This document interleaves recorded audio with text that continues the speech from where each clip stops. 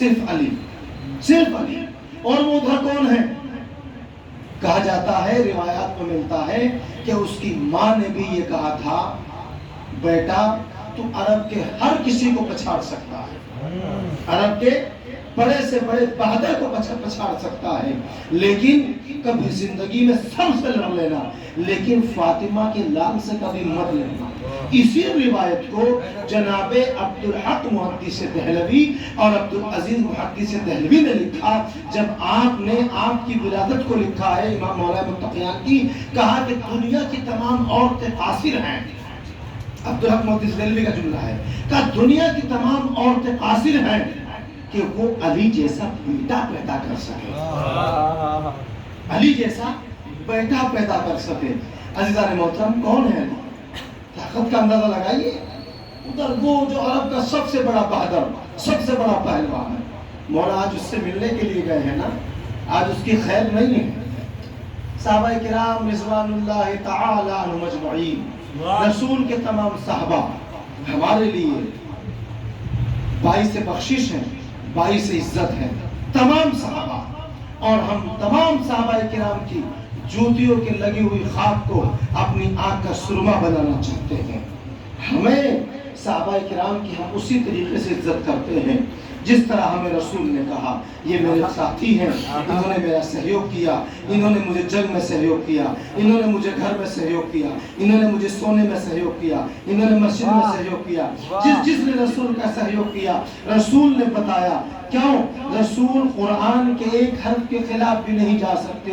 قرآن کہتا ہے کہ جس نے جو تم پر احسان کیا، تم اس سے بہترین اس احسان کا بدلہ احسان کر کے ان کو دو.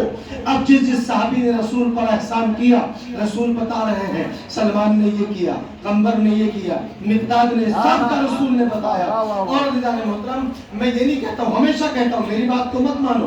ایک مرتبہ جائیے، اور ہمارے بزرگوں نے ایک بہت بہترین کتاب لکھی ہے. اس کتاب کا نام ہے اسد الغابہ فی معارفۃ الصحابہ، یعنی بہت بڑی کتاب وہ ہے، تقریباً 14 جلدوں میں کتاب ہے.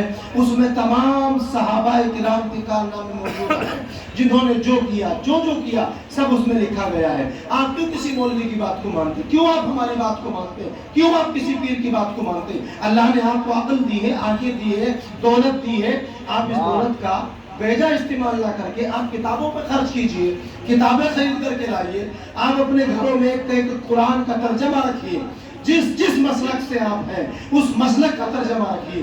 آپ کو جب جس موقع پر جس چیز کی ضرورت پڑے آپ قرآن اٹھائیے، قرآن کو کھولیے، اس میں ایک مرتبہ مسئلہ دیکھیے. جب اپنی زبان میں جو بھی آپ کی زبان ہے، ہندی ہے، اردو ہے، مراٹھی ہے، آپ تو ہر زبان میں قرآن مل جاتا ہے، نہیں کہ نہیں مل جاتا، آپ اس کو پڑھتے جائیے. اب عزیزان محترم، صحابہ کرام دیکھ رہے ہیں علی جنگ کرتے جا رہے، صحابہ کرام دیکھتے جا رہے.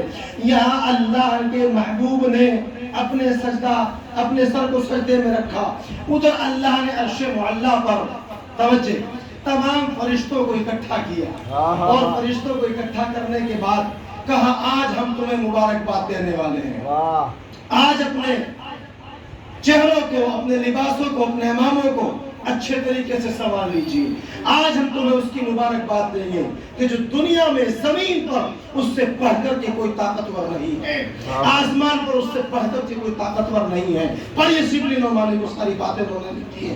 کہا کہ جیسے ہی ادھر جنگ فتح ہوئی، ادھر صحابہ نے بھاگنا شروع کیا، رسول کے گھر کا رخ کیا. جیسے ہی صحابہ بھاگ کر کے تشریف لا رہے ہیں، جناب سلمان موجود ہے، اور بھاگتے ہوئے صحابہ کرام کو دیکھا.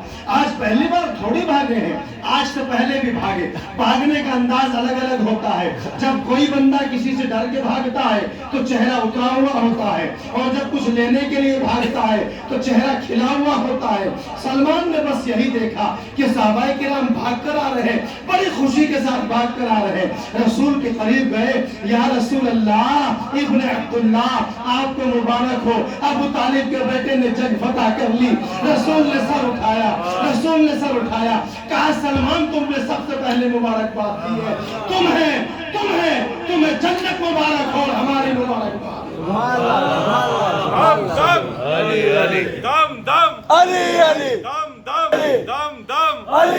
آدم کا مولا، موسیٰ کی حیات، انجیر کا وارث علی علی صبور کعبہ علی علی موجود کعبہ علی علی حسنین کا بابا علی علی کوثر کا مالک علی علی سادات کا مولا علی علی ایک نعرہ